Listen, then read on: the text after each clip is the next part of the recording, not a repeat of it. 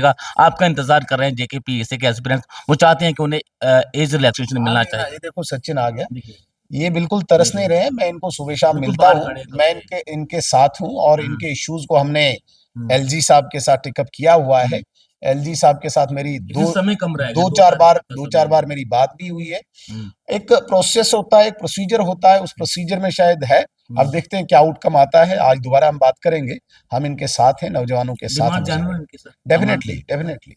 इनकी डिमांड की। मैंने इनके सामने ही ऑनरेबल एलजी साहब से समय लिया और मैं इनकी डिमांड को लेके उनके पास गया था। उसके बाद मेरी टेलीफोनिक कन्वर्सेशन भी रही। तो एक प्रोसेस होता है, उस प्रोसेस में मुझे लगता है कि वो देख रहे हैं कि हम कितना इनको मदद कर सकते हैं। 2 दिन मैं इसको फॉलोअप नहीं कर पाया। आज डेफिनेटली ये लोग फिर आए हैं, मैं एलजी साहब से फिर इस इशू को उठाऊंगा। और आज हमारे यहाँ पे अधिकारी भी आए हुए हैं, तरुण चुग जी भी, उनकी नॉलेज में भी लाऊंगा, उनसे भी फ़ोन करवा के जितना हो सके हम इनकी मदद करेंगे। और मैं कोशिश भी कर रहा हूँ जो इनके नॉलेज में है। हाँ, आज शाम तक मैं कोशिश करूँगा कि कुछ न कुछ आउटकम आए या 1-2 दिन में कोई न कोई आउटकम आए, ताकि इनको भी क्लैरिटी हो जाए कि हमें क्या मिलेगा, मिलेगा नहीं मिलेगा, कितना रिलैक्सेशन मिलेगी। लेकिन डेफिनेटली मैं एक बात स्पष्ट करना चाहता हूँ कि ये फाइल इनकी प्रोसेस में है। एलजी साहब खुद कह रहे थे कि मैंने विभाग को बोला, डिपार्टमेंट को बोला है कि इस पर एक्सरसाइज करके मुझे बताइए हम इनकी कितनी मदद कर सकते हैं। डॉक्टर बी आर अम्बेडकर पर गृह मंत्री अमित शाह जी के दिए गए बयान के बाद कांग्रेस लगातार प्रदर्शन कर रही है और ये मांग कर रही है कि गृह मंत्री अमित शाह जो हैं वो इस्तीफा दें। उस पर बातचीत करने के लिए मेरे साथ भारतीय जनता पार्टी के सीनियर लीडर सुनील शर्मा जिस समय मेरे साथ हैं। सुनील जी, लगातार कांग्रेस ये मांग कर रही है गृह मंत्री अमित शाह जी इस्तीफा दें क्योंकि उन्होंने बी आर अम्बेडकर जी का अपमान किया है। देखिए, मैंने पहले कहा पार्टी की जो हमारी विचारधारा है, जिस प्रकार से पार्टी ने हमेशा बाबा साहब डॉक्टर भीमराव अंबेडकर का आदर सत्कार किया है, सम्मान किया है। कहीं पे भी भारतीय जनता पार्टी का कोई छोटा कार्यकर्ता हो या हमारे देश के गृह मंत्री हो, किसी भी प्रकार का मन में कोई इस प्रकार की इंटेंशन नहीं है। जो वक्तव्य आदरणीय गृह मंत्री जी ने सदन में दिया, पार्लियामेंट में दिया, उसका एक छोटा सा अंश, एक छोटा सा पार्ट काट करके किस संदर्भ में था वो भी नहीं दर्शाता है, और छोटा सा पार्ट काट करके जनता को गुमराह करना चाहती है। दरअसल कांग्रेस के पास इस वक्त कोई एजेंडा नहीं है, कोई मुद्दा नहीं है, कोई अट्रैक्शन नहीं है, कोई फोकस नहीं है। इसलिए इस प्रकार का सेंसिटिव, संवेदनशील एक इश्यू उठाकर और जनता को गुमराह करके अपनी तरफ वो अट्रैक्ट करना चाहती है। ये यहाँ पे भी फेल होंगे।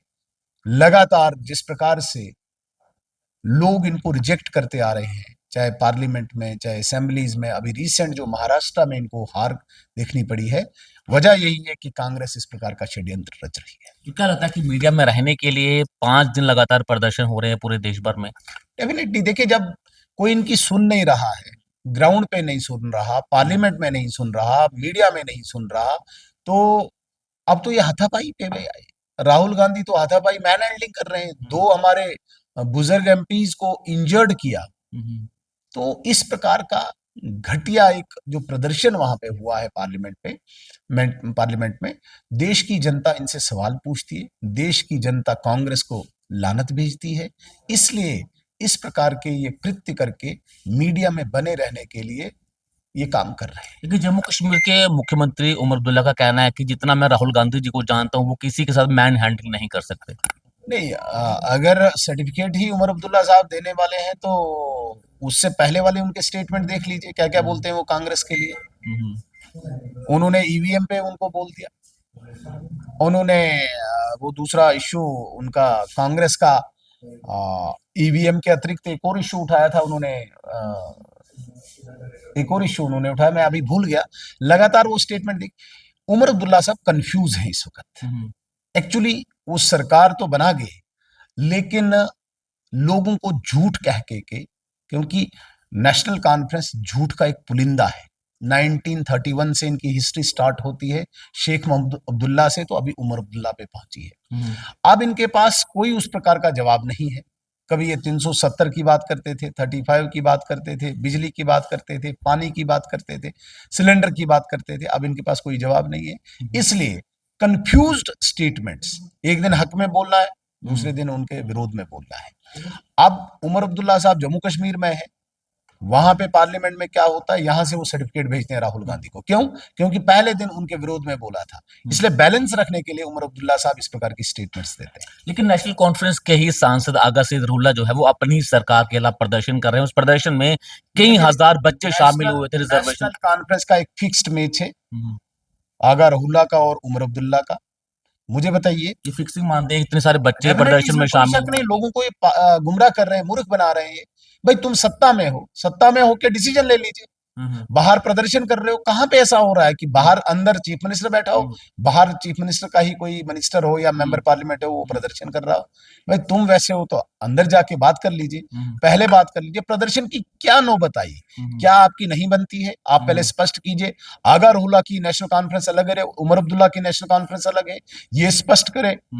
अगर ये एक ही पार्टी है फिर इनको गेट के बाहर और गेट के अंदर रहने की क्या आवश्यकता पड़ती है? अगर ये दोनों अलग अलग पार्टी है तो फिर आइए, आप बाहर आइए। आगा रहुल्ला साहब, ये लोग समझते हैं, ये जम्मू कश्मीर की जनता जानती है आपकी क्या फिक्सिंग है। 6 महीने के लिए आपने फिर एक वाहवाही बटोरने के लिए एक ड्रामा रचा है। लेकिन जिस मांग को लेकर वहां प्रदर्शन हुआ था, क्या आप उस मांग का समर्थन करते हैं? रिजर्वेशन को लेकर उन्होंने वहां पर प्रदर्शन किया देखिए, था। आज मैं अपने मुद्दे को भटकाना नहीं चाहता हूं। आज विशेष रूप से हमने पूरे देश में जो प्रेस कॉन्फ्रेंसेस की हैं, प्रेस वार्ता की है, शुद्ध रूप से कांग्रेस से हम माफी की मांग करते हैं। जिस प्रकार से उन्होंने बाबा साहब भीमराव अंबेडकर को अपमानित किया है, आज केवल इसी मुद्दे पे अगर अच्छा, हमें आप लीडर ऑफ ऑपोजिशन में हैं, बच्चे भाजपा कार्यालय के बाहर आपसे मिलने के लिए तरस रहे हैं कि एक ही वो इंसान है जो उनकी मांग, जो उनकी उम्मीद पर खरा उतरेगा। आपका इंतजार कर रहे हैं जेकेपीएससी के एस्पिरेंट्स, वो चाहते हैं कि उन्हें एज रिलैक्सेशन मिलना चाहिए। ये देखो सचिन आ गया, देखिए, ये बिल्कुल तरस नहीं रहे हैं। मैं इनको सुबह शाम बिल्कुल मिलता बाहर हूँ, खड़े हैं। मैं इनके साथ हूँ और इनके इश्यूज को हमने एलजी साहब के साथ टेकअप किया हुआ है। एलजी साहब के साथ मेरी लेकिन समय कम रहेगा, दो चार बार मेरी बात भी हुई है। एक प्रोसेस होता है, एक प्रोसीजर होता है, उस प्रोसीजर में शायद है। अब देखते हैं क्या आउटकम आता है। आज दोबारा हम बात करेंगे, हम इनके साथ हैं, नौजवानों के साथ डिमांड जानवर इनकी सर। Definitely definitely. बहुत बहुत शुक्रिया सुनील से बातचीत करने के लिए। तो साफ तौर से कांग्रेस जिस तरह से प्रदर्शन कर रही है भीमराव अम्बेडकर के बयान को लेकर और ये मांग कर रहे हैं गृह मंत्री अमित शाह इस्तीफा, लेकिन जो जम्मू कश्मीर की मुख्य मांग है, जो जम्मू कश्मीर के जो बच्चे हैं, जेकेपीएससी जो एस्पिरेंट्स हैं, वो लगातार ये मांग कर रहे हैं कि उन्हें एज रिलैक्सेशन जो है वो मिलना चाहिए। नमस्कार।